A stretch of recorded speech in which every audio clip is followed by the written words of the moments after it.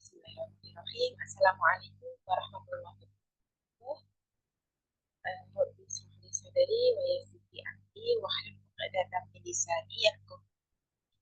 Alhamdulillah ya para teman sekalian, kita bisa bertemu ya meskipun online dan ini videonya, mohon maaf ini videonya saya matikan sebentar ya, atau untuk kali ini saya matikan dulu ya.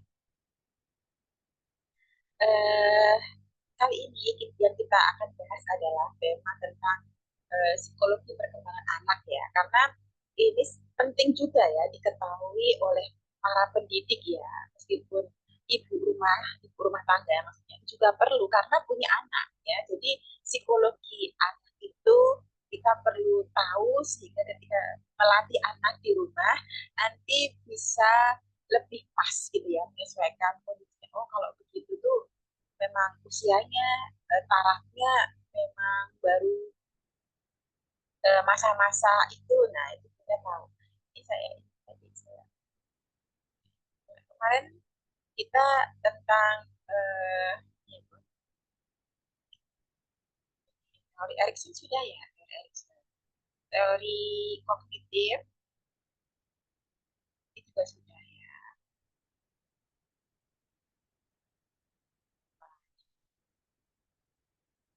Nah sekarang kita akan membicarakan tentang teori kognitif ya. Jadi perkembangan kognitif anak itu menurut Biase dibagi menjadi 4 tahapan. Yang pertama, tahap sensori motor, yaitu berlangsung di usia 0 sampai 2 tahun, ya. Terus tahap praoperasional itu berlangsung di usia 2 sampai 7 tahun. Sedikit saya jelaskan ya, kalau sensori motor itu seperti yang fase-fase sensori seperti yang sudah saya jelaskan kemarin, ya. Jadi sensori dasar itu perkembangan ketika lahir, ya, bahkan sebelum lahir itu sudah mulai berkembang, ya kan? Terus dia sampai usia 2 tahun, perkembangan fase-fase sensori, sampai nanti sensori motor berkembang juga, atau perkembangan sensori motor matang di usia 3 tahun ya. Jadi anak sudah mulai ceriwis biasanya gitu ya. Sudah mulai apa-apa ditanyakan apa-apa. Sampai ibunya kadang, ih anak ini nggak bisa diem gitu ya. Itu di usia 3 tahun, sudah ceriwis banget gitu ya.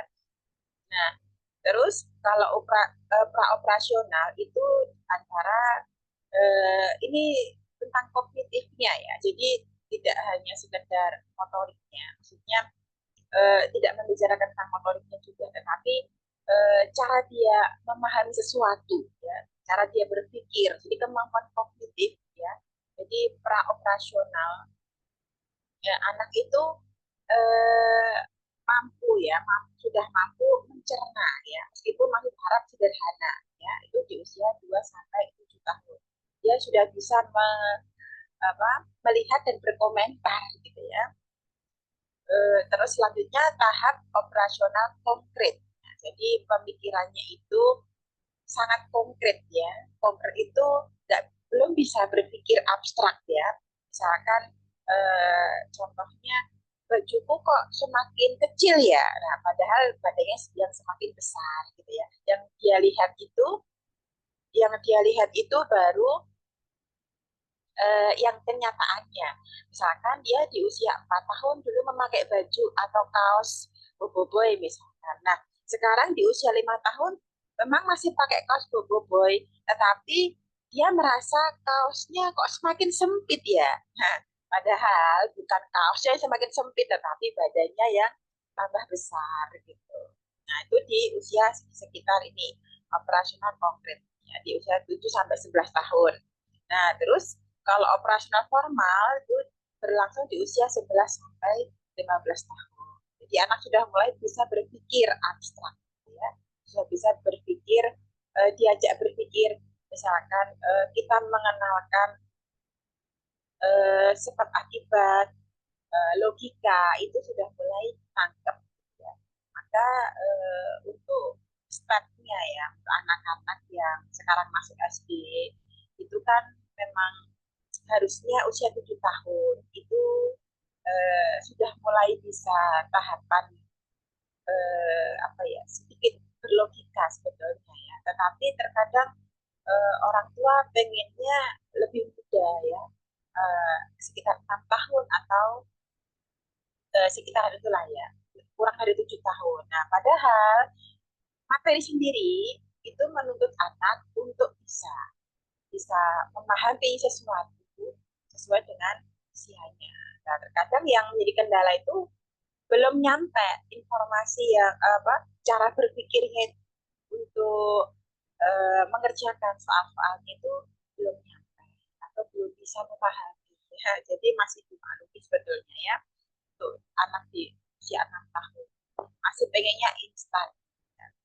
Apalagi yang sering diturutin keinginannya ya.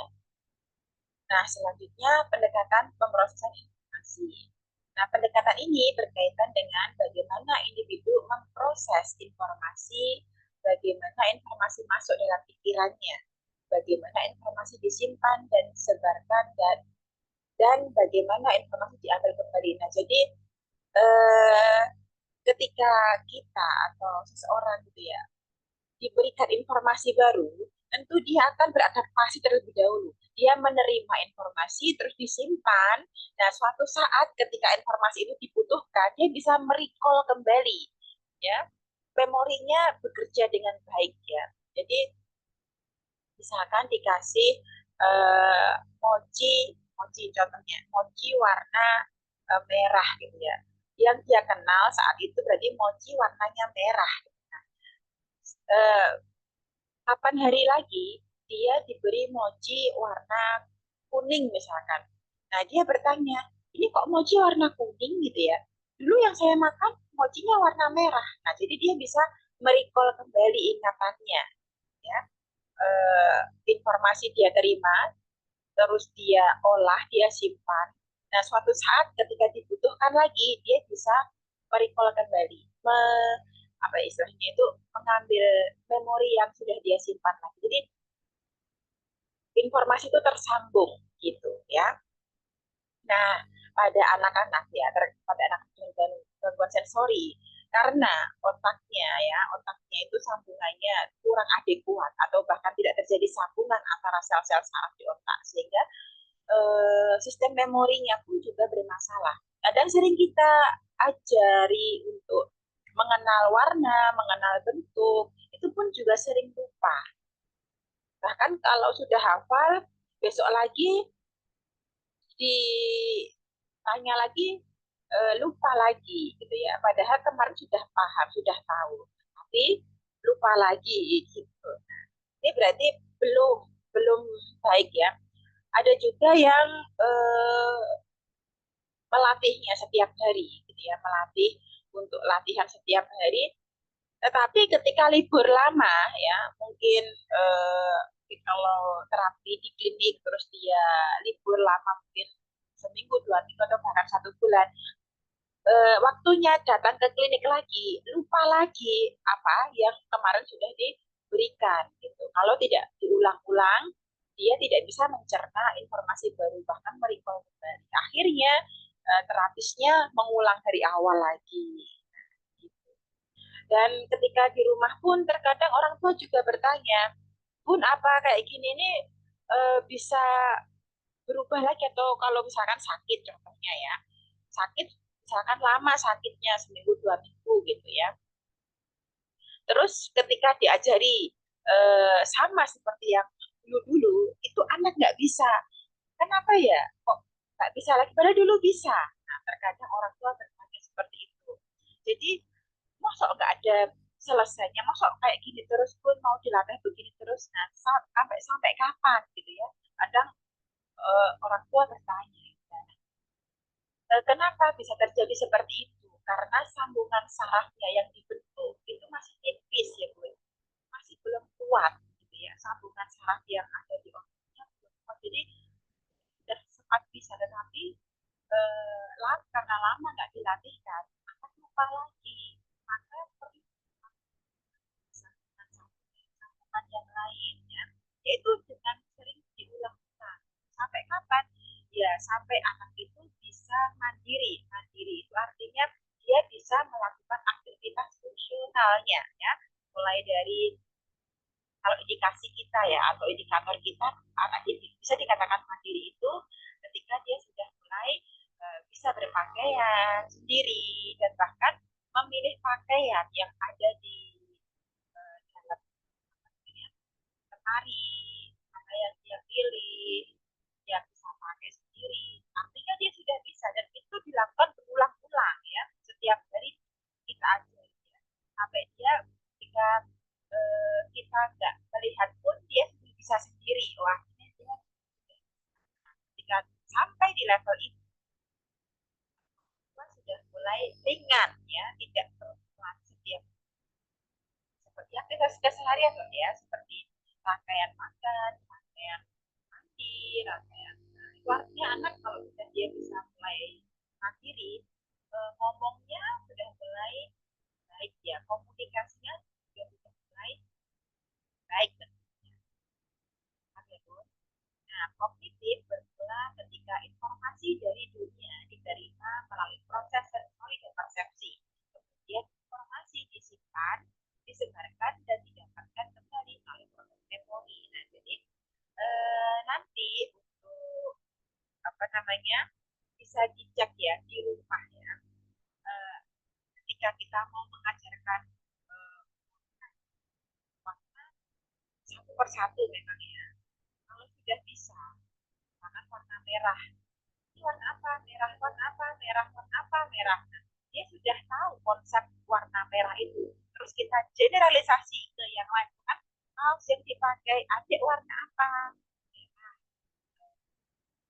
rumahnya itu warna apa merah jadi yang warna merah itu kita teskan terus supaya dia paham warna merah ini ya itu terus berkesinambungan sampai ketika kita menambah satu warna lagi misalkan Bun, suaranya kok putus-putus ya itu ya?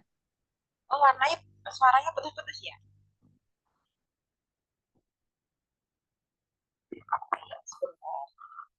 uh, Koneksinya gini Bu. Sudah belum Bu? Sudah belum? Sudah ya? Ya, sudah.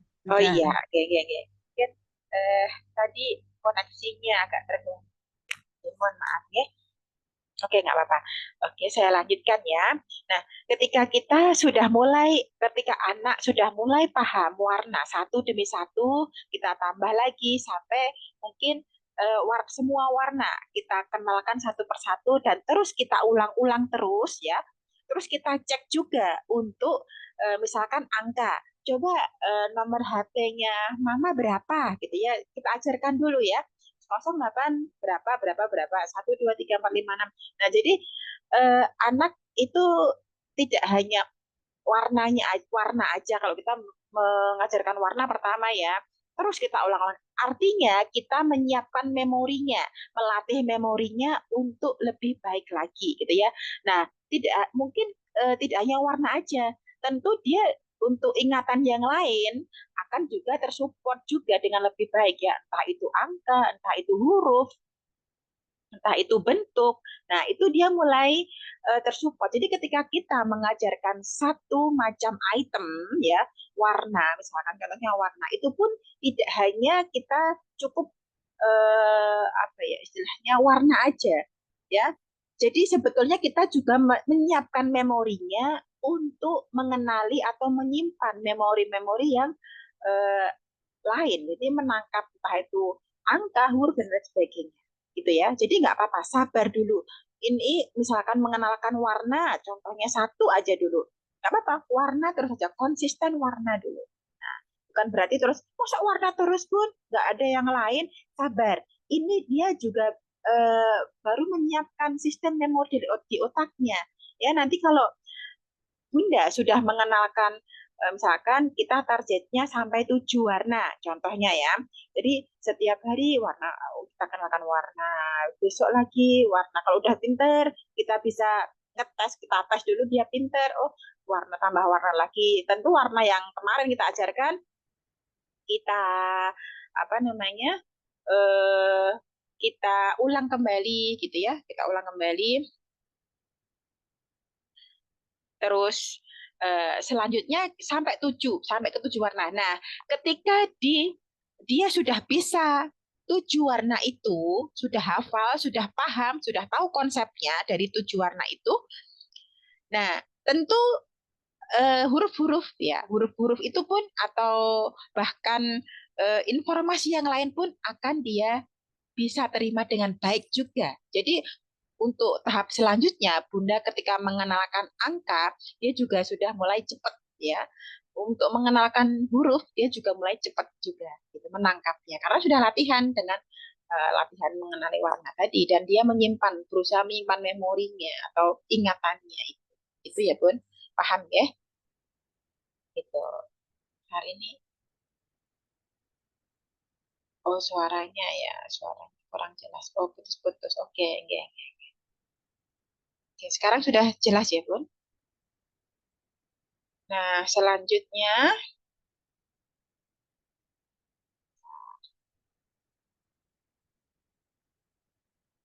ini sudah ya.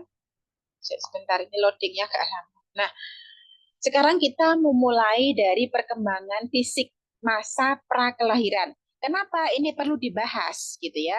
Nah, selain pengetahuan dari Bunda ya, dari kita sebagai orang tua juga tentu ada hubungannya ketika kita misalkan anak itu lahir ya, lahir sebelum apa sebelum lahir, atau ini kan kalau pra kelahiran itu berarti sebelum lahir itu ada masalah, dan kemungkinan besar ketika dia lahir dia juga akan mengalami kendala atau tahapan perkembangannya juga akan terganggu, tumbuh kembangnya juga akan terganggu gitu ya, kemungkinan besar seperti, maka perlu kita ketahui sebetulnya penyebabnya apa sih ya, kok anakku begini begitu gitu ya. Nah, kita runut dulu dari awal sebelum kelahiran gitu ya. Ini mungkin pernah saya singgung juga ya ketika saya kemarin menjelaskan soal sensori ataupun studi kasus yang kemarin gitu ya, bahwa blueprint gitu ya, riwayat anak sebelum lahir, se, posisi lahir, saat lahir dan setelah lahir itu semua mempengaruhi proses tumbuh kembang anak. Jadi nggak bisa kita abaikan juga ya. Ketika asesmen mungkin Bunda ketika terapi di klinik itu pun juga akan ditanya dulu ketika dalam kandungan ada masalah nggak Bu gitu ya, biasanya kan seperti itu karena memang berpengaruh terhadap tumbuh kembang anak saat ini gitu ya. Nah, ada beberapa periode ya ketika masa pra kelahiran itu ada periode germinal, periode embrionik dan periode fetal. Namun Bunda nggak mungkin untuk saat ini hanya sekedar tahu gitu aja ya, karena sudah terjadi gitu ya. Jadi tidak terlalu penting mungkin ya untuk Bunda pelajari karena memang anak kondisinya sekarang ya seperti ini. Jadi bagaimana penanganannya? Ini cuma sekedar wawasan atau pengetahuan saja ya. Misalkan ada yang penasaran tentang kondisi anaknya, penyebab anakku kok begini itu apa. Nah, mungkin bisa jadi pengetahuan tambahan ya bagi kita sekalian. Ya. Nah, di periode germinal itu terjadi pada 2 minggu setelah pembuahan. Nah, ini sangat awal sekali gitu ya. Nah, penciptaan sigot. Jadi antara sel telur dan sel sperma bersatu jadi sigot gitu ya. Nah, ketika sel itu kan membelah ya Bu, membelah jadi yang awalnya satu jadi dua, dua jadi empat, empat jadi delapan, jadi kelipatannya cepat gitu ya. Nah, terus mulai melekatnya dari sigot itu ke dinding rahim. Nah, 1 minggu setelah pembuahan sigot sudah sampai 150 sel ya. Terjadi pemisahan antara sel. Jadi ini sangat awal sekali kita mempelajari. Jadi mulai dari pembuahan dulu. Eh, Kalau di sini biasanya si ibu itu mengalami atau ada virus ya seperti toksoplasma ataupun penyakit yang lain, biasanya gugur apa namanya mengalami keguguran atau nggak jadi gitu loh Bun. Ada yang pernah begitu sampai keguguran berulang kali setiap hamil nggak jadi, setiap hamil nggak jadi. Nah, sampai mungkin disarankan untuk apa ya, selain kurat juga suruh suruh apa namanya, tes ya, tes untuk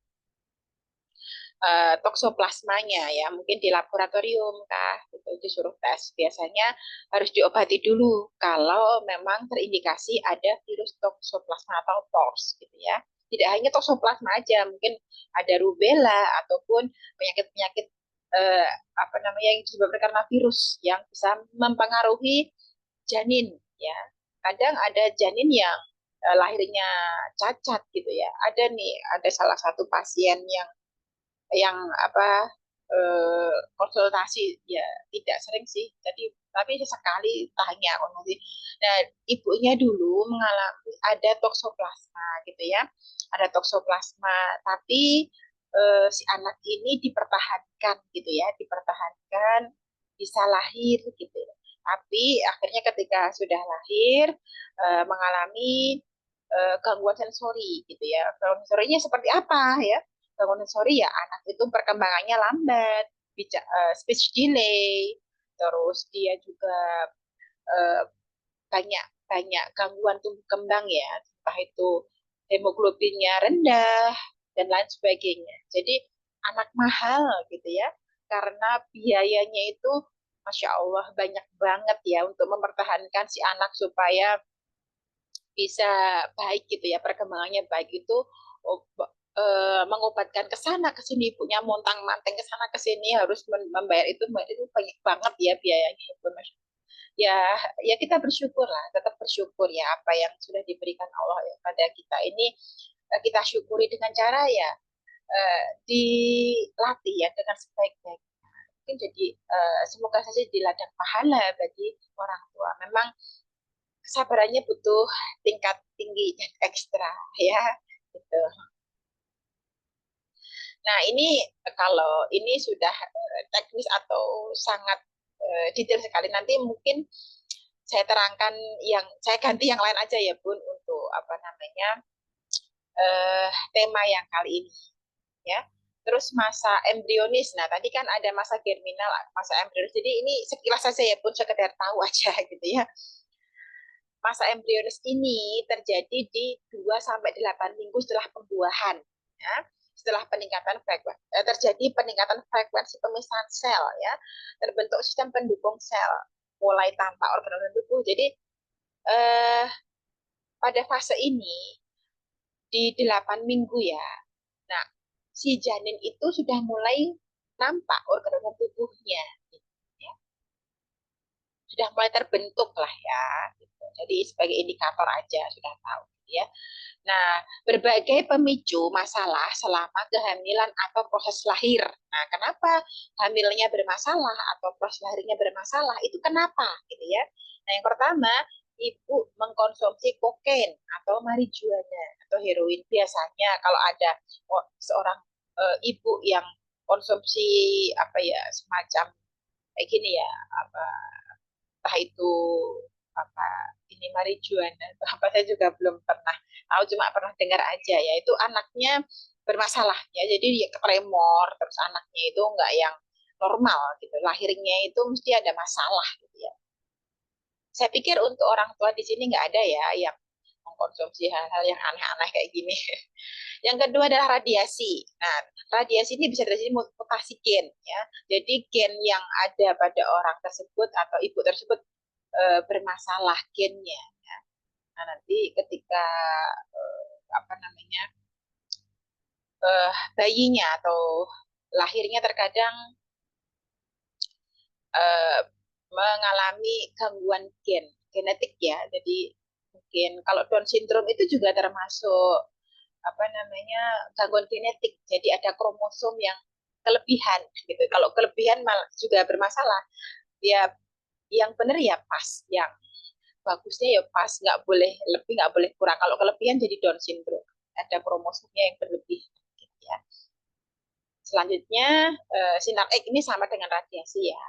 Abnormalitas lebih tinggi pada anak yang ayahnya terkena radiasi tingkat tinggi ya. Mungkin yang ayahnya kerja di nuklir atau di apa namanya, yang yang tempat kerjanya itu membutuhkan radiasi gitu loh, sehingga badannya itu terkena radiasi dan akhirnya ketika punya anak ya bermasalah dengan anaknya ya. Terus ibu terkena virus Toxoplasma rubella gitu ya. Nah, ketika hamil ibunya terkena virus ini salah satu ya, entah itu Toxoplasma rubella ataupun apa namanya yang satunya itu apa itu lupa saya. Itu anaknya bisa mengalami kecacatan. Jadi kongenital sebelum lahir itu udah cacat duluan gitu ya, sehingga itu penanganannya lebih sulit dan terkadang untuk anak-anak seperti ini harus diet juga gitu ya, karena mengalami masalah sebelum dia lahir biasanya banyak dietnya. Nah, kecuali kalau anak-anak yang dia itu terpapar gadget atau terpapar apa namanya screen time yang berlebihan, terkadang dia nggak disarankan untuk diet gitu. Tapi kalau untuk anak-anak yang bermasalah dari kongenital dari sejak lahir, itu biasanya disarankan untuk diet dan sangat berpengaruh sekali makanan terhadap perilakunya. Gitu. Selanjutnya, ibu terkena penyakit sifilis atau AIDS. Ya, ini penyakit kelamin ya, biasanya yang kontakan di pasangan. Gitu. Anaknya juga terkena ya, terkena penyakit itu tentu gitu ya. Nah, ini kan menyerang daya tahan tubuh, Bun, ya. Kalau sifilis ataupun AIDS itu kan yang diserang oleh virus itu adalah daya tahan tubuh yang semakin melemah, terus melemah gitu ya. Semakin hari semakin lemah tubuhnya gitu. Karena menyerang imun. Selanjutnya lahir sesar. Nah, lahir sesar, sungsang, prematur, BBLR. Nah, itu juga bisa memicu anak mengalami potensi gangguan sensori ya. Kenapa sesar bisa menyebabkan atau berpotensi untuk mengalami gangguan sensori gitu ya. Nah, ini pernah saya jelaskan belum ya, Bun? Kenapa sesar bisa berpengaruh gitu? Ya mungkin sudah ya, tapi saya ulang kembali ya. Ya mudah nggak bosan ya. Nah, kenapa sesar ya? Ketika kita berbicara soal lahir normal dulu ya, lahir normal itu kan ada pembukaan ya, ada pembukaan 1 sampai 10, lengkapnya 10 gitu ya. Nah, itu ketika mulai uh, ibunya merasakan kontraksi secara ritmik ya, mules setiap sekian menit gitu ya, terus lebih cepat lagi. Nah, kontraksi yang terjadi pada ibu waktu mau melahirkan itu memberikan apa namanya sensasi atau stimulasi pada si janin ya. Jadi mulesnya sendiri itu bisa menjadikan stimulasi. Jadi kontraksinya itu loh Bu, seperti rahim kayak di penyet-penyet gitu ya, di penyet-penyet itu kan kontraksi namanya ya. Nah, itu memberikan stimulasi sensori proprioceptif pada si janin ya, itu udah dapat stimulasi dulu. Nah, ketika janin mau keluar ini kita berbicara ketika bayi itu dilahirkan secara normal dulu ya. Nah, ketika bayi mulai memasuki apa namanya jalan lahir gitu ya, itu kan sempit juga ya, sempit kan nggak mungkin lebar kan enggak ya. Maksudnya kan se besar kepala itu pun harus harus mengejan juga gitu ya, mengejan dan bayi memutarkan kepala kan itu kalau lahir normal itu kan bayi kepala bayi memutar dulu ya, memutar ya sampai terus dia apa namanya ditarik mungkin dibantu sama bidan ya kan ditarik apa namanya ini kepalanya terus sampai ujung kakinya sehingga dari kepala sampai ujung kaki itu menyentuh jalan lahir. Nah, itu memberikan stimulasi sensori taktil pada anak gitu ya. Nah, jadi sudah ada stimulasinya ketika dia lahir secara normal. Dan ketika kepala bayi memutar, itu pun memberikan stimulasi sensori vestibular pada anak. Sehingga mematangkan sistem sensori si bayi itu. Sehingga bayi lahir siap untuk cerdas gitu ya. Nah, itu diberikan apa namanya bidannya. Tapi kalau salah penanganannya, misalkan ada gangguan yang lain, entah itu sungsang ataupun harus divakum dulu, terkadang juga memberikan trauma pada bayi, ya, entah itu kepalanya mungkin ada yang benjol atau ada perdarahan sedikit gitu, nah, itu bisa mempengaruhi kondisi si bayi itu. Nah, setelah apa namanya lahir kan, kalau sesar, itu kan harus dilahirkan secara instan gitu.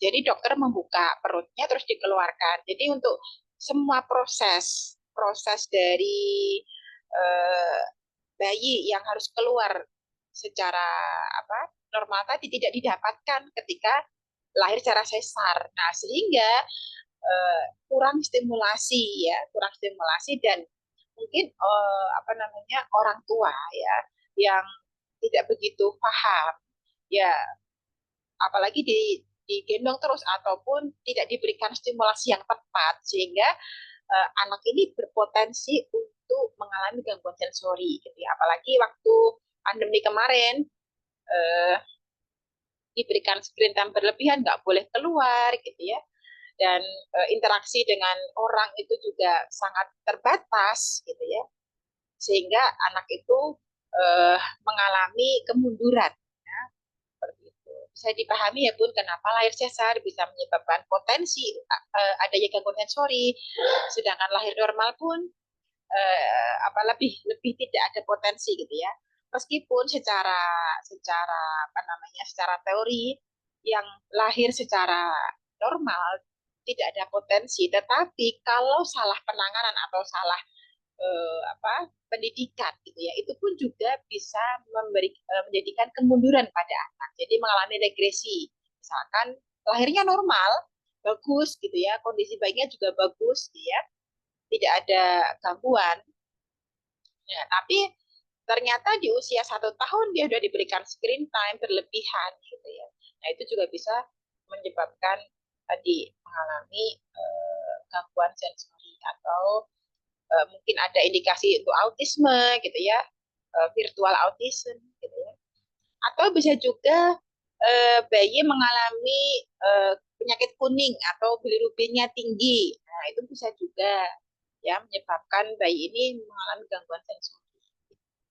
Jadi sebetulnya sebelum lahir atau sebelum apa ya, sebelum seorang wanita hamil melahirkan dan merawat bayinya itu harus diberikan pembekalan dulu ya, biar dia lebih banyak informasi tentang cara merawat bayinya supaya tidak terjadi gangguan-gangguan sensori gitu. Ya Bun, paham ya? Nah, terus pengaruh emosi ibu saat hamil gitu ya pada bayinya, mungkin bayi itu nggak diinginkan kah, atau ketika hamil mengalami depresi ya, atau stres tingkat tinggi, nah bisa juga berpengaruh pada janinnya gitu. Janinnya jadi saya pernah juga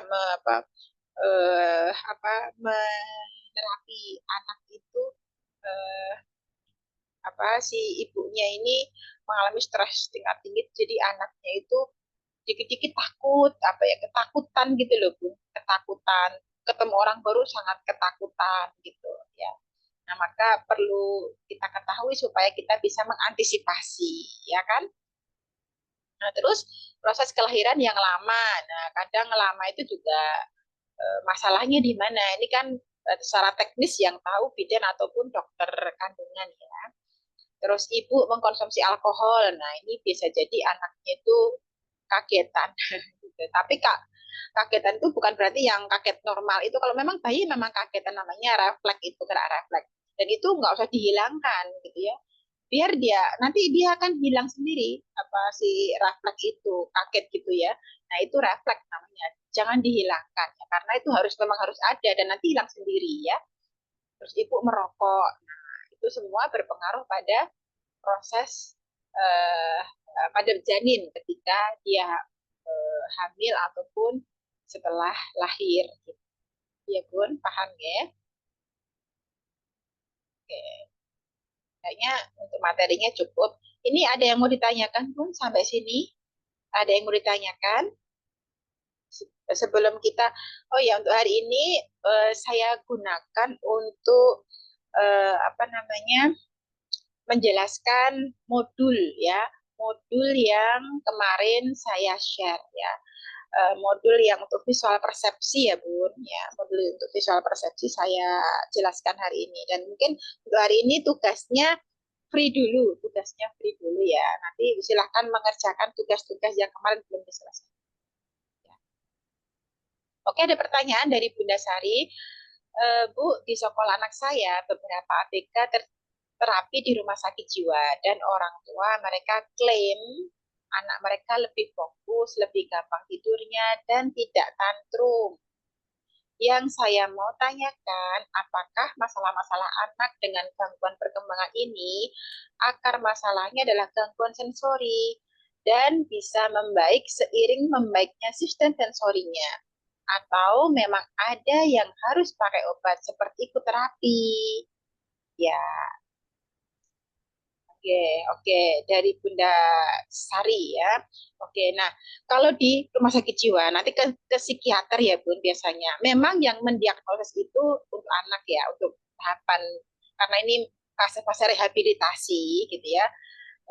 Dan apa namanya dokter atau psikiater ya, psikiater itu juga bisa mendiagnosis gitu ya, karena dia dokter tidak hanya sekedar dia apa namanya dokter rehabilitasi medik atau dokter anak saja, tetapi dokter psikiater itu pun juga bisa. Tetapi untuk usia-usia tertentu gitu ya, nah bisa ke dokter rehabilitasi medis gitu ya.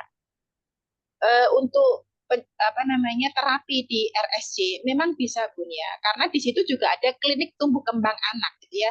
Dan ini di tempat saya yang saya tempati ini, di daerah saya itu untuk klinik tumbuh kembang itu memang banyak di RSC gitu ya. Di RSC tidak cuma sekedar di rumah sakit, tapi di RSC juga ada. Nah, tapi untuk tumbuh kembang anak loh ya, masalah obat itu kalau untuk oral itu yang saya ketahui sampai detik ini itu tidak ada yang bisa mengobati untuk anak autis ataupun hiperaktif, itu hanya penenang ya. Jadi obat itu seperti antidepresan ataupun apa namanya yang membuat obat tidur atau jadi bukan untuk memperbaiki otak gitu ya, tetapi apa untuk memberikan misalkan tantrum jadi sekarang sudah nggak tantrum lagi, tapi kan kita nggak melihat perkembangan lain apa gitu ya, maksudnya dari segi perilakunya, karena memang yang sejauh yang saya ketahui atau sependek yang saya ketahui itu untuk anak-anak yang dengan gangguan sensori itu memang harus diberikan stimulasi. Otak butuh diberikan stimulasi, bukan diberikan obat gitu ya. Kalau obat seperti yang sering kan Bun, kalau di luaran itu banyak yang jual obat tetes yang apa itu yang untuk ditetes diminum oral itu loh. Nah itu pun juga banyak yang nggak terbukti karena secara penelitian itu nggak ada buktinya ya bisa memberikan efek yang jangka panjang, apalagi kalau jangka pendek mungkin anak dikasih obat penenang atau obat tidur itu mungkin berefek ya satu, cuman kan otaknya tetap begitu-begitu saja, nggak bisa berkembang gitu loh maksudnya. Otaknya ya sambungan sel-sel sarafnya ya ya begitu, karena sel-sel saraf ini bisa terhubung, bisa tersambung kalau anak itu bergerak gitu ya.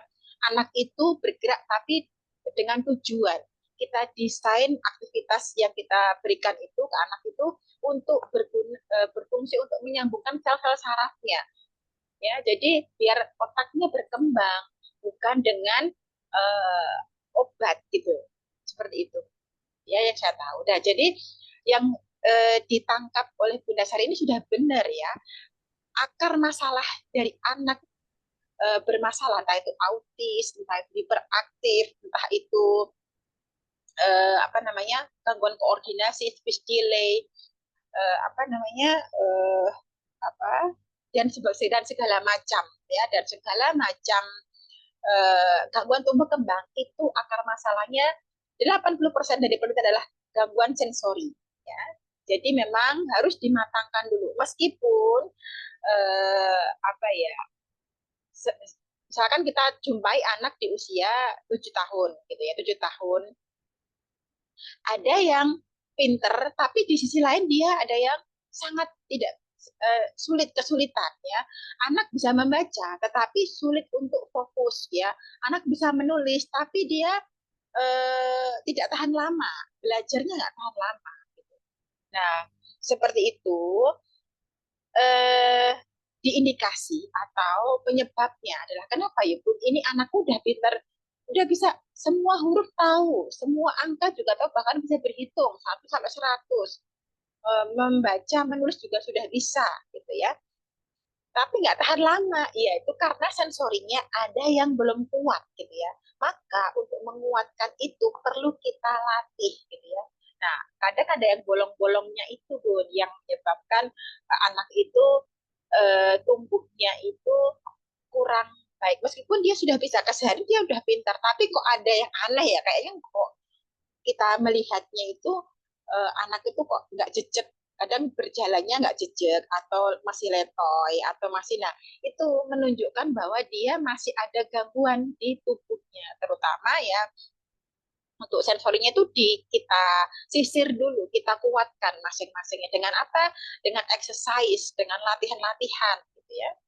Dengan latihan yang kita desain untuk menguatkan tonus ototnya, untuk memperbaiki postur tubuhnya. Nah, lama kelamaan seiring sejalannya dengan membaiknya sensori, dia akan terperbaiki mulai dari kognitifnya, mulai dari bicaranya, keterampilan sosialisasinya itu juga akan terperbaiki seiring dengan membaiknya sensori. Bahkan ini tidak terjadi hanya pada anak yang autis ataupun gangguan sensori lainnya. Anak normal pun ini juga bagus ya untuk menambah kecerdasan dia atau memberikan stimulasi kecerdasan pada si anak. Ya Bun, paham ya? Jadi eh, untuk anak-anak dengan gangguan sensori itu sependek yang saya tahu itu memang harus diberikan stimulasi ya karena sensorinya masih bermasalah. Bukan diberikan obat. Obat oral itu cuman efeknya cuma sementara. Kadang nih ada anak yang eh, dulu-dulu cerita-cerita dulu-dulu ya Bun. Anaknya sebetulnya normal ya, tetapi karena anak normal dan usianya tuh mungkin masih kecil ya, 3 tahun kan memang puncak aktivitas tertinggi manusia itu kan di usia 3 tahun, jadi gelidik-gelidiknya gitu loh, anaknya ya ke sana ke sini, maksudnya apa apa dipegang gitu ya, uh, uh, apa namanya ya, aktif lah tapi bukan hiperaktif, kadang membuat orang tuanya itu anaknya nggak bisa diem, kasih obat tidur ataupun anak itu pengen ini pengen itu tapi orang tuanya nggak, sulit atau bahkan pembantunya ya yang inginnya enak urus anaknya, majikan nggak mau terus kasih obat tidur sehingga otaknya nggak bisa berkembang dan jadinya anak itu semakin, karena otaknya nggak sering dilatih jadi bodoh gitu ya, jadi anak tuh nggak paham apa-apa karena kebanyakan obat tidur ya. Sering kalau anaknya biar tidak rewel, biar dia tidak menyusahkan pembantunya, kasih obat tidur, akhirnya tidur. Jadi otaknya nggak terlatih, ya. Akhirnya jadi bodoh, anaknya nggak tahu apa-apa, nggak paham apa-apa. Nah, bukan itu yang kita inginkan, tetapi anak itu pintar karena eh, pengalaman-pengalaman sensori yang dia dapatkan, sehingga ketika sensorinya itu sudah adekuat, sudah bagus, diharapkan dia bisa beradaptasi, memberikan respon yang tepat ketika ada stimulus yang datang. Begitu ya, Bun. Mudah-mudahan bisa menjawab ya. Ya, makasih Ibu penjelasannya. Ya. Oke, dari Bunda Hardika.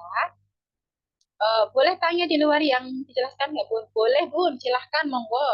Ya, ya. Dari Bunda Neneng. Bu, kalau kita lagi nonton TV, apakah anak boleh boleh nonton juga, gitu ya? Tapi misal kita nontonnya itu acara masak. Oh, untuk apa ya? Untuk screen time ya.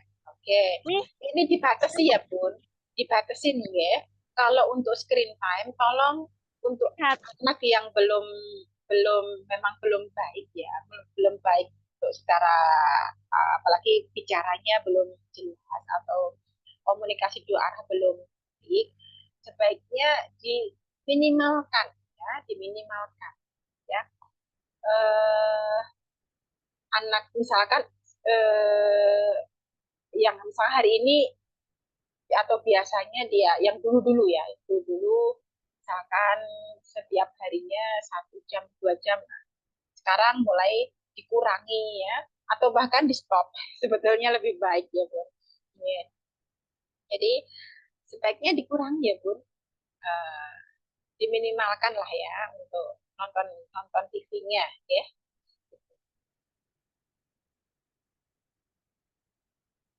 Oke dari Bunda Hartika ya. Begitu ya Bunda Neneng ya. Saya ingin bertanya tentang apraksia Bun. Oke. Penyebab apraksia itu apa? Kemungkinan kemudian ciri-ciri anak yang mengalami apraksia dan apa saja yang bisa kita lakukan untuk mengatasi apraksia. Oke, apraksia itu ini pernah saya jelaskan ya Bun di motor planning ya. Di motor planning dulu kan pernah saya jelaskan ya. Motor planning itu disebut juga dengan praksis ya. Praksis itu perencanaan gerak. Jadi anak yang mengalami apraksia. Jadi anak itu tidak bisa merencanakan gerakan gitu ya. Anak itu tidak bisa merencanakan gerakan. Jadi dia bingung. Ini caranya gimana ya? Misalkan mau mau apa namanya? Mau melompat ataupun lompatannya diubah. Misalkan setelah melompat terus berguling habis itu merangkak ya itu kan ada berbagai macam gerakan ya Bun, berbagai macam gerakan ya Bun. Jadi mulai dari dia habis melompat terus merayap, nah itu anak tuh nggak bisa, anak itu kebingungan, kesulitan untuk merencanakan gerakan gitu loh. Aku harus ngapain habis ini bagaimana, nah anak itu nggak ada orientasi gitu ya untuk melakukan gerakan tersebut, nggak bisa gitu ya. Jadi kebingungan, nggak bisa merencanakan gerakan, merencanakan aja nggak bisa, apalagi melakukan gitu. Nah, penyebab dari apraksia ini adalah tadi karena ini sebuah motor ini ya, sebentar ini saya berikan apa namanya eh, sambil sambil saya jelaskan sambil saya jadi underane itu apa ya? Underane itu eh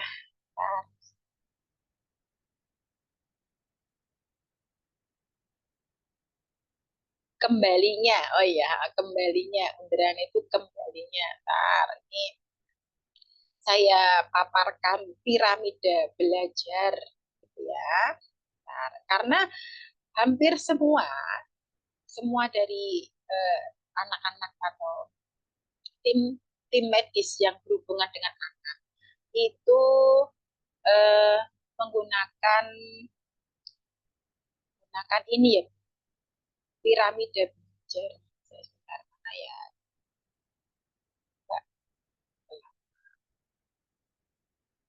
Masih loadingnya masih lama.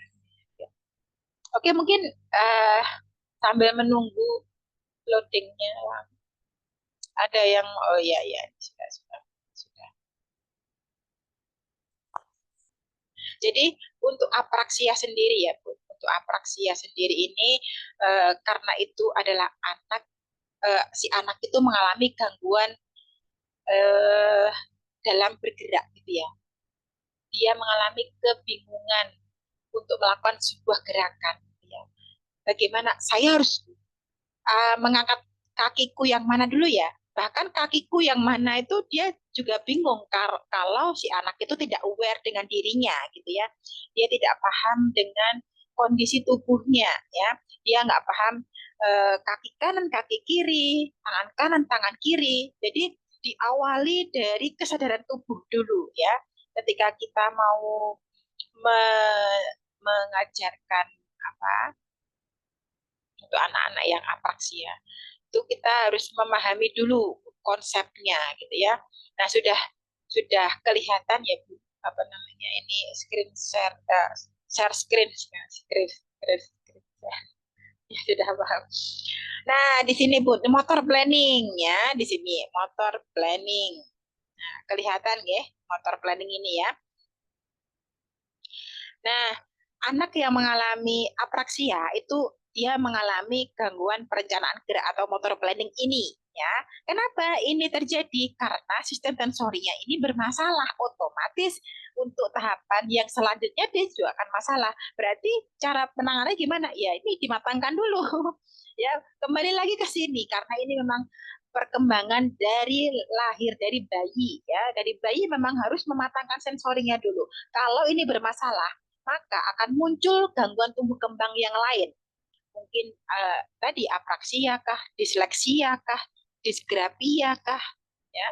Jadi autisme hiperaktif ataupun speech delay ataupun apa mental retardasi meskipun itu diwarnai faktor-faktor banyak faktor ya kayak tadi ibu mengalami kena virus toksoplasma kah sehingga merusak si janin dan si janin itu tidak apa ada cacat kongenital kah sehingga untuk sensorinya ini bermasalah. Nah, maka sebetulnya ya Bun, para dokter ya, dokter anak ya terutama yang biasa kita yang biasa mengecek bayi kan kalau kita habis lahir itu kan juga diperiksakan Bun sama dokter anak ya kan. Nah, sebetulnya dokter anak itu memeriksa untuk refleks primitifnya harus ada ya. Kalau tidak ada refleks primitifnya ya, memang ini salah satu yang diperiksa maksudnya. Meskipun dokter anak juga memeriksa mungkin dari ada cacat atau enggak atau ada masalah yang lain enggak dan juga termasuk refleks primitifnya tentunya karena kalau refleks primitif ini tidak ada potensi anak ini akan mengalami masalah nantinya ya maka harus ada refleks primitif gitu ya kalau refleks primitifnya tidak ada harus diadakan harus diberikan stimulasi supaya nanti tidak menghambat tumbuh kembangnya. Nah, adapun ya tadi kembali lagi kalau anak mengalami apraksia berarti yang masalah di mana? Yang masalah adalah di sistem sensorinya harus dimatangkan dulu ya. Nah, kalau bagaimana cara melatihnya? Seperti yang kemarin sudah saya ajarkan ya Bun, stimulasi. Sebetulnya prinsipnya anak itu diajari bergerak secara bertujuan gitu ya. Bermain sendiri itu juga akan memberikan efek terapi ketika kita memberikan target, ketika kita memberikan apa namanya aturan gitu ya, sehingga otak itu terbiasa untuk berpikir gitu, berusaha untuk menyambungkan sel-sel saraf satu dengan yang lain gitu, sehingga terlatih ya. Kan ada pepatah nih ya, kalau otak itu seperti pisau ya, kalau nggak sering diasah jadi tumpul ya kan kalau sering diasah jadi tajam kan gitu ya sama ya sama gitu ya sering dilatih sering diasah gitu ya kalaupun akademik anak nggak bisa ya kita berikan untuk keterampilan yang lain kita melihat potensi anak itu di mana terus kita kembangkan ya tidak mungkin kan Allah itu menciptakan makhluk itu sia-sia atau nggak ada gunanya. Pasti meskipun anak itu kecerdasannya berbeda-beda ya, tidak melulu indikatornya kalau dikatakan anak cerdas itu yang pintar akademiknya toh, apalagi yang pintar matematika. Aduh ini sebaiknya kita men-switch pikiran kita ya, Bun. Anak kita itu juga pinter loh ya, tapi di bidang tertentu gitu. Maka kita berusaha cari potensi apa ya yang sekiranya ada pada anak untuk bisa kita kembangkan ya. Jadi tidak melulu harus ke akademik gitu ya. Tidak melulu harus ke matematika, calis tuh. Ya itu penting iya, ya penting tetapi kita ambil ambil yang kalau memang anak ada kendala di bidang eh, akademiknya ya kita cari potensi yang lain yang dipisah anak sebagai apa bekalnya ya nah bekal untuk hidupnya tentunya kita kasih skill ya untuk nanti dia ketika dewasa mempertahankan hidupnya dan jangan lupa yang terpenting adalah bekal ibadah dia gitu namanya kita manusia kan memang diciptakan Allah untuk beribadah gitu ya nah maka jangan sampai fungsi utama itu terlewat gitu. Memang saat ini ada kendala belajar, iya. Tetapi kita kalau kita melatihnya sejak dini meskipun sulit ya, itu tetap kita ajarkan sebagai bekal nanti di masa depan sendiri, itu akan memberikan manfaat ya untuk si anak ketika dia tumbuh dewasa nanti gitu. Paham ya Bun? Jadi kenapa ya anak apraksia ya, apa namanya, kesulitan ya karena masih ada gangguan sensori Bu, kesulitan bergerak gitu ya. Itu paham ya Bunda Hartika ya? Ya apraksianya. Jadi eh, latihannya bagaimana ya? Latihannya eh, kalau dia misalkan kayak Hanan ya Bun, Hanan kan sudah mulai paham gitu ya, sudah mulai paham gitu ya. Nanti untuk latihan halang rintang ya, coba dilatih halang rintang. Ada rintangan, terus dia harus seperti tentara itu loh Bun. Cuman gridnya disederhanakan banget. Mungkin melompati, tapi melompat melangkah. Mungkin dibentuk kayak semacam eh, apa, jaring-jaring gitu, atau di tanah kan biasanya ada, bisa kita desain juga ya kayak tali-tali, terus anak melangkah melangkah dari di atas tali gitu ya. Habis itu terus dia harus jalan jongkok menggunakan apa namanya, ya jalan jongkok ya, jalan jongkok, terus dia terus melompat, terus dia habis melompat meluncur gitu. Jadi beberapa tahapan aktivitas itu bisa kita berikan secara berurutan. Nah, itu untuk melatih apraksia gitu ya.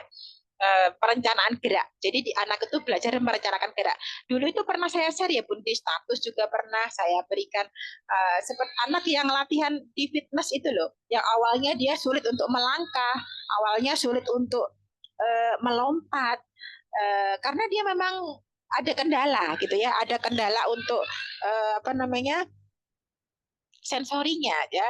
Jadi terus dilatih, akhirnya dia bisa. Nah, dari pengalaman-pengalaman sensori yang pernah dia dapatkan, insya Allah dia juga akan belajar untuk aktivitas yang selanjutnya gitu. Paham ya Bun? Semoga bisa menjawab. Bunda Hartika, yang ini yang hadir ada berapa ya? Oh ada 7. Bunda Diana, Bunda Dwi, Bunda Hartika, Bunda Lani, Bunda Neneng, Bunda Sari, dan Bunda Uriati. Ya, alhamdulillah ada 7 orang gitu ya. Oke. Nah, untuk tugasnya saya liburkan ya, Bun. Ini saya jelaskan untuk yang apa namanya, modul modul yang ini, visual persepsi ya, biar Bunda semuanya eh, bisa melakukannya tuh. Apa sih ini modulnya nih, nggak dibahas gitu ya. Oke, ini kan sudah memasuki bulan Oktober ya. Nanti pelan-pelan dibahas, dikerjakan. Sudah ada yang dikopikan Bun atau sudah mulai dikerjakan? Ada yang sudah mulai dikerjakan belum? Kita ngecek ya. Ini tentang visual persepsi ya. Ini masuk ke kognitif ya. Visual persepsi worksheet ya. Nah, visual persepsi itu ada 7, dibagi jadi 7 ya Bun. Ada visual discrimination. Yang seperti apa visual discrimination ya? Visual discrimination itu membedakan ya. Jadi mata kita itu mampu nggak ya membedakan gitu ya, dan mempersepsikan ya. Oh ini misalkan contohnya, ini yang kelompok bukan apa ini, bukan hewan yang mana ya. Nah itu kan kita harus berpikir, oh ini kupu-kupu bukan, oh ada yang beda sendiri. Nah ini berarti oh telur, ini berarti telur ini. Kalau yang lain kan ada burung, kupu-kupu, ayam, ulat, ini semua masuk dalam hewan, sedangkan ini bukan. Kalau ini kira-kira ini yang bukan hewan mana ya? Nah, ini juga sama gitu. Nah, anak suruh berpikir gitu.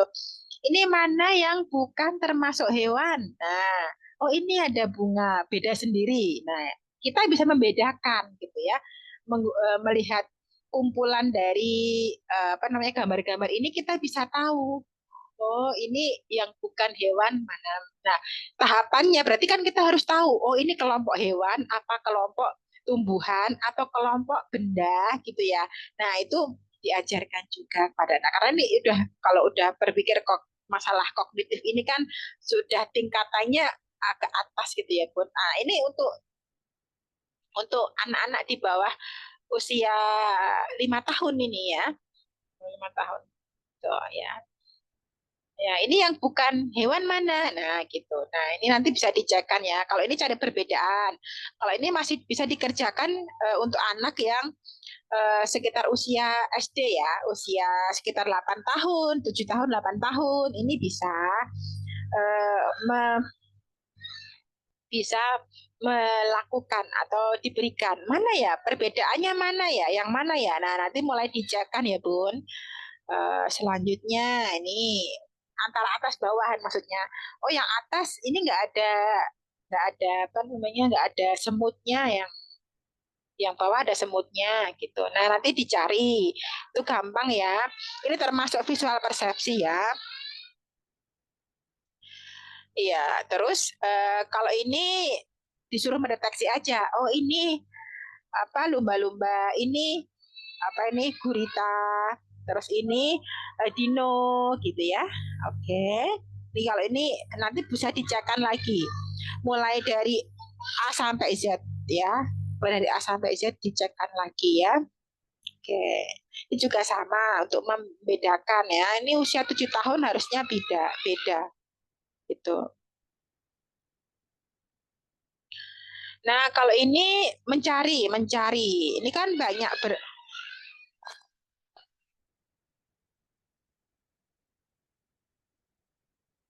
ya, ini contohnya begini ya, Bun. Ada turtle ya, ada ini kura-kura, ada berapa dihitung kura-kuranya ya. Kura-kuranya dihitung ada berapa.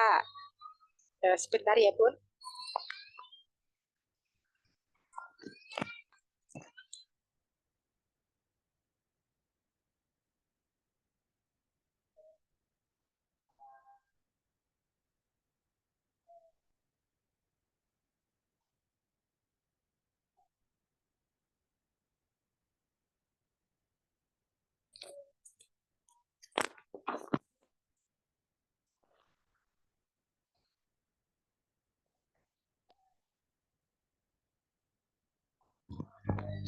Iya, saya lanjutkan ya, Bun. Nah, ini ada jerapah, dicari dulu ada berapa jerapahnya ya. Contohnya dihitung nanti bisa kan, Bunda?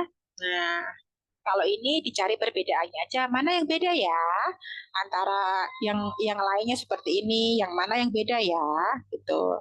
Nah, dilihat. Nah, ini yang beda yang mana ya? Oh, yang ini gitu.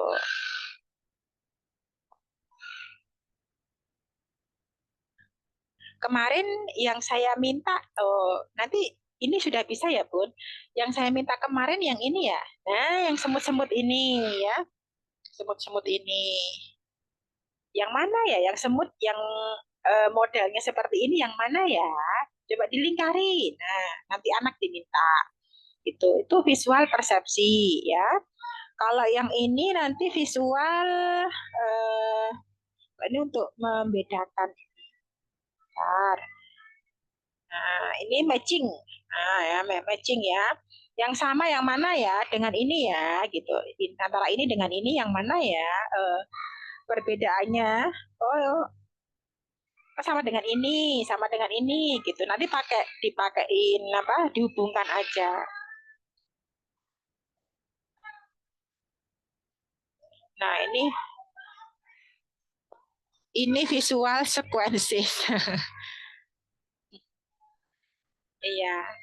Ini namanya visual sequences. Kalau tadi visual persepsi ini membedakan. Kalau ini visual sequences itu eh, apa namanya mengurutkan ya, sequences gitu ya, urutan ya, urutan. Ini nanti dipotong-potong ya, Bun. Dipotong-potong antara satu, dua, tiga. Nanti bundanya, no ya, bundanya eh, memotong gambar-gambarnya terus anak disuruh nempel ya, gitu juga bisa. Nah, ini juga sama, dipotong-potong terus ditempel. Gitu ya. Nah, ini juga sama, hampir sama. Terus ada lagi untuk visual apa ini? Visual Nanti ini tuh latihan aja ya Bun di rumah nggih. Ini juga sama ya. Kalau ini urutan. Nah, nanti Bunda bisa mengurutkan yang mana dulu gitu ya. Gitu. Ya. Ini juga sama gitu. Ini visual closure. Visual closure itu mengisi ini yang mana ya? Kepalanya ya, kira-kira ya. Nah, kepalanya yang mana ya? Nah, seperti itu. Iya, oke, oke, Kalau paham. Akmar, Bunda, kalau Akmar udah bisa dikasih tugas ini. Yang mudah-mudah dulu Bun. Kalau untuk Akmar itu yang mudah, yang tadi, yang awal-awal tadi, Awal yang aja. tadi, yang awal-awal tadi, ya kayak misalkan menghubungkan antara eh, apa namanya, antara ini cari semut. Kalau misalkan coba nanti dicekan semutnya yang berbeda yang mana ya semutnya ya gitu. Ya. Terus eh, nanti bisa dicek aja Bun, nggak apa-apa. Ya. Tapi kalau sekiranya anak agak kesulitan ya nggak usah ya gitu. Kalau ada kesulitan, paham ya Bun. Ya. Kalau yang ini ada, nah kalau ini eh, paham juga. Tak kira sekali melihat Bunda juga sudah paham juga, ya gitu. Nah, ini visual closure. Jadi mencari yang lubangnya mana. Maksudnya lubang itu bagian maksudnya ya. Bagian dari mulutnya siapa ya ini ya. Nah, ini ada mulutnya harimau atau mulutnya buaya atau mulutnya hewan apa. Nah, gitu ya. Nah, ini juga, ini ekornya siapa ya ini ya? Ekornya buaya kah? Ekornya singa kah? Atau ekornya ular kah? Nah, gitu. Nah, kalau ini hampir sama aja ya.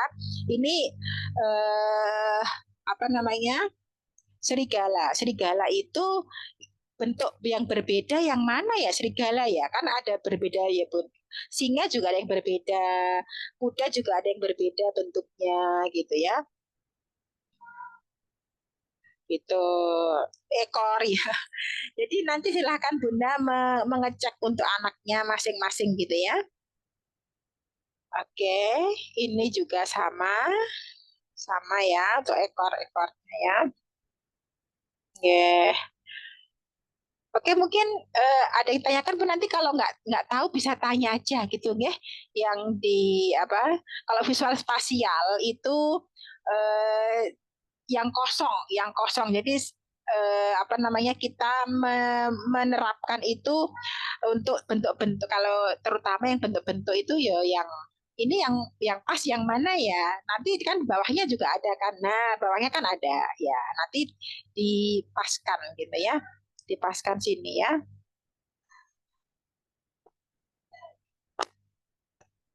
Oke. Oke. Nah, ini juga sama yang pasnya ya. Yang pasnya di mana sudah sama.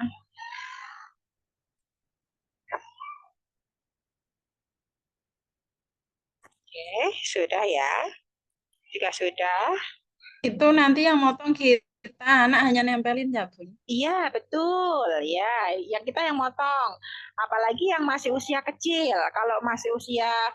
Kalau usianya sudah besar boleh Bun. Cuman kan terkadang untuk usia 7 tahun ke usia di atas itu kan kadang juga untuk detail detail apa namanya? Detail bentuknya itu kan agak sulit juga ya. Kayak pesawat tuh atau apa namanya bentuk-bentuk yang kuda kah atau apa. Nah, nggak harus detail banget ya, karena ini mungkin kita pun juga akan kesulitan gitu ya. Jadi yang penting kita gunting semaksimalnya, terus anak justru nempel gitu. Jadi ya Bun, ini saya pikir sudah bisa dipahami nih. Apa namanya? Ketika melihat modul ini, Bunda juga sudah mulai memahami karena ini semuanya berbicara tentang kognitif gitu ya. Nanti yang belum jelas Bunda bisa menanyakan aja. Ini maksudnya gimana Bun, atau visual apa ini maksudnya ya. Jadi biar nanti kita yang saya jelaskan ya. Ada 7, Bun, ada 7 ya. Oke, mungkin itu aja saja ya Bun untuk penjelasan tentang visual persepsi. Nanti tolong mulai di dilakukan atau dikerjakan ya dikit-dikit. Kalaunya sudah selesai nanti bisa apa namanya dilaporkan ya. Oh ini udah selesai Bun untuk visual persepsi. Alhamdulillah anak bisa. Yang belum bisa yang mana nanti bisa dikonsultasikan. Ini baiknya dilatih apa Ibu ya? mau tanya, Ya, silahkan. Ibu mau tanya. Iya, Iya. Ibu itu visual persepsi modulnya itu dikerjakannya itu misalnya dari yang paling atas, misalnya modul apa sih tadi itu? Pokoknya yang dari halaman yang paling atas dulu sampai selesai, baru habis itu visual apa lagi gitu. Atau misalnya boleh diloncat-loncat gitu. Boleh diloncat-loncat boleh karena ini Oh, saya membuatnya itu berdasarkan temanya. Jadi terkadang kan ini semuanya kan kemampuan anak ya, Bu. Jadi bukan suatu iya, urutan. Jadi bukan oh, suatu iya. urutan tapi memang apa namanya diloncati boleh.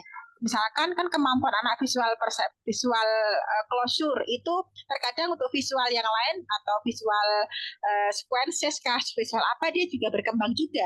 Nah, jadi boleh diloncati. Kalau ini untuk menirukan aja. Ini kan ada gambar ya. Kita pakai korek api kah atau pakai apa itu loh. Kalau bahasa Jawa itu lidi. Pakai lidi, pakai tutup. Nah, kan sesuai dengan gambarnya gitu ya. Nah, itu anak bisa nggak? Kalau ini Mm-mm. sudah usia 7 tahunan ya, udah usia 7 tahunan. Kalau untuk Akmar usia 3 tahun belum bisa. Yang sederhana aja dulu gitu. Oke. Ya, baik, Ini Bun. kan, ini juga sama. Ini kan nanti yang diwarnai yang sebelah mana aja gitu ya. Nah, ini kan harus sama ya, harus sama dengan ini. Ini untuk apa ya? Latihan ya. Kalau TK harusnya sudah mulai bisa ya untuk TK. Kalau udah masuk TK harusnya sudah bisa. Ya. Oh, nggih, untuk Bunda Oriati memang belum tahapnya ya Bun untuk belum bisa masuk ke kognitif ya karena Hafizah masih taraf sensori nggak apa-apa tapi dikenalkan gambar-gambarnya boleh gitu Bun ya ini gambar apa ini gambar apa oh dikenalkan gambar singa gambar kuda gitu itu juga untuk melatih visual persepsi juga Bun nggak apa-apa ya sesuai dengan tahapan anak ya gitu. Kalau untuk anak 7 tahun ke atas kan udah mulai kayak gini ya Bun. Oh ini yang dihitung dari satu dua. Oh yang ini berarti ditarik ke sini garisnya gitu ya, tarik ke sini. Oh bentuknya sama, masuk ya. Ini juga ini sudah semakin kalau sudah agak rumit gini ya. Nanti ini perlu bimbingan, yang itu perlu bimbingan dari ibunya atau ayahnya. Nah, ini juga sama ya. Kalau ini mewarnai aja ya. Oh ini bajunya atas hijau, celana biru. Kalau ini bajunya atas oranye, warna celananya biru. Jadi dia anak tuh berpikir ya. Anak tuh berpikir. Jadi nggak semua sama hijau semua. Nah, kalau yang belum bisa kapan ya harus ganti warna, kapan ya harus apa namanya menyesuaikan warnanya. Nah, itu kan visual trackingnya harus bagus, persepsinya harus bagus. Meskipun dia belum mungkin warna masih agak kesulitan, tapi dia masih sudah bisa uh, maksudnya untuk seperti ini dikasih contoh anak sudah mulai bisa gitu ya. Gitu. Ini untuk usia 7 tahun ke atas. Gitu. Nah kalau ini juga sama. Ini dari apa itu namanya? Yang untuk telinga itu apa namanya? Cotton bud. Cotton bud itu nggak bagus sebetulnya ya untuk korok korok korok telinga. Ini juga sama pola ya. Polanya nanti kayak coding itu ya Bu. Oke. Ada jadi visualnya ada banyak ya Bu. Nah, ini juga sama ya. Ini latihan-latihan ya modulnya ya. Jadi disesuaikan aja dengan, nah ini pola-pola seperti ini ya. Ini saya carikan yang mudah aja dulu ya. Oke. Ini gambar, kalau ini bukan gambar motong ya. Jadi disamakan. Nah, kalau untuk dipotong ini kan kalau kotak-kotak gini boleh lah ya anaknya boleh motong karena bentuknya sederhana, motong kotak aja gitu terus ditempelkan di sini. Nah, ini gampang. Kalau ini usia 4 tahun bisa, ini usia 3 tahun perlu dibantu ya. Ini juga sama. Kalau ini apa namanya, bayangan-bayangan ya, visual persepsi, visual tracking sama kayak kayak maze itu ya Bun, kayak maze. Nah, ini warnanya ditarik ke warna hijau, tarik ke hijau, warna ungu, warna biru, tarik ke biru. Itu ya. Ini maze. Kalau maze ya masuk ya visual tracking ya. Anak bisa nggak ya mencari jalan keluar gitu. Ini juga sama visual tracking yang sederhana. Hampir semua sama ya Bun. Nanti bisa dilihat, dicek. Kalau ini sudah nanti arahan menggambar, membuat menggambar apa namanya, membuat angka, jadi pola-polanya itu ya. Oke, jadi untuk apa namanya, kalau masih belum sampai sini, Bun, yang angka itu bawahnya kok ada kotak-kotak itu tadi? yang Nah, mana itu Bun? ada kotak-kotak untuk apa? Iya, Ini, yang itu kok ada kotak-kotak. oh yang kotak-kotak ini tuh. Ini kalau Iya. nggak usah diisi nggak apa-apa. Ini paling ini Oh, nggak terlalu berpengaruh pun. Cuman ini memberikan apa namanya? Ini kan ada titik-titik ya. Jadi kalau membuat angka 7 itu berarti apa namanya? Ini garis ini dulu baru ke sini. Dan ini ada apa namanya? eh, Objeknya dihitung 1, 2, 3, 4, 5, 6, 7. Ini namanya angka 7, cara buatnya seperti ini gitu. Tetapi sebelum sebelum masuk ke sini ya kan ini sudah mulai meliuk-liuk terus bulat-bulat gitu ya. Sebelum mulai masuk ke sini nanti Bunda eh, apa namanya, kalau yang belum bisa mengikuti nanti pakai modul yang eh, pre-writing, yang satunya, modul satunya itu itu mudah. Kalau yang pre-writing yang satunya itu mudah ya. Jadi kalau sudah masuk ke pegang pensil, ke menulis, itu latihannya yang pre-writing dulu. Kalau ini belum bisa nggak apa-apa, ke situ dulu aja. Nanti insya Allah nanti bisa dibuka-buka dulu. Mulai dari menebalkan garis vertikal, garis horizontal dulu, garis diagonal kanan, diagonal kiri, garis lengkung, lengkung kanan, lengkung kiri, lengkung atas, lengkung bawah. Nah itu dimatangkan dulu. Sebelum itu kalau belum bisa cara pegang melnya udah bener belum gitu ya. Kalau cara pegang melnya belum benar ya berarti dibenerin dulu. Caranya gimana? Caranya nanti dikuatkan dulu, distabilkan dulu dari sendi-sendinya, sendi bahu, sendi siku, sendi pergelangan tangan itu dikuatkan dulu. Caranya bagaimana? Pakai aktivitas heavy work, menguatkan otot, menguatkan jari-jari, menguatkan tangan gitu. Jadi kalau ditarik ke bawah itu banyak rentetannya. Sampainya nanti juga gitu ya. Nanti kita pelajari di tema pre-akademik gitu ya, insya Allah ya. Nah, ini kalau ini terakhir visual memory. Nah, visual memory itu jadi ketika kita melihat kita ingat gitu ya. Kita ingat ya. Oh, ini angka 1 itu begini, angka 2 begini, atau kita melihat angka, menghafal angka, menghafal huruf itu kan setelah kita melihat kita ingat. Nah, itu pun juga dilatihkan ya. Sebetulnya banyak ya Bun komponen-komponen yang kalau kita dalami lebih jauh lagi itu eh, banyak banget gitu ya Bun. Cuman ini karena sekedar wawasan, sekedar pengetahuan kenapa kita harus melatih begini, itu karena ada kesulitan di bagian ini saya cuman mengenalkan aja gitu ya Bun. Bunda nggak usah menghafal nggak apa-apa, yang penting tahu aja, oh anakku ada masalah di situ ya, terus latihannya gimana, oh cara latihannya begini, tapi kok nggak bisa ya begini. Nah itu harus intens gitu ya, harus sabar, istiqomah gitu.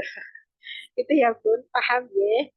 Ya nggak apa-apa, namanya juga belajarnya eh, apa ya di waktu sudah besar. Jadi perlu proses juga. Nggak harus hafal nama-namanya nggak apa-apa gitu ya Bun. Yang penting paham aja gitu. Nah bagus alhamdulillah gitu ya. Oke mungkin itu ya Bun apa namanya yang bisa saya sampaikan hari ini ya. Jadi untuk tugasnya hari ini free dulu, silahkan mengerjakan untuk visual persepsi dulu sesuai dengan kemampuan si anak gitu ya. Dan juga bagi Bunda yang belum mengerjakan tugas kemarin, silahkan dikerjakan dulu biar nggak numpuk-numpuk banyak juga ya. Dan nanti untuk bulan ini kita di akhir bulan nanti kita adakan evaluasi ya, bisa juga melalui telepon, saya telepon atau bisa juga saya melalui Zoom seperti ini, tapi saya tanya satu persatu bagaimana perkembangan anaknya gitu ya. Yang jadi kendala ketika melatih anak apa, bagaimana gitu ya, kesulitannya di mana, gitu. Ada perubahan atau belum, ada progres atau belum setelah menjalani 3 bulan latihan di rumah gitu ya Bun. Bosan nggak Bun? Bosan nggak nih? Aduh, zoom lagi, tugas lagi. Enggak, Bun, insya Allah. Oh iya, alhamdulillah. Ya, Cuman kalau ada memang misalkan nih ada ya. anak yang dulu usia 7 tahun bermasalah terus akhirnya bisa sukses karena latihan kayak sukses story itu kalau ada boleh di- Oh diselingin. iya, oh iya, oke, alhamdulillah. Oke, nanti Bun, saya berikan apa namanya, ada kok untuk apa namanya testimoni ya.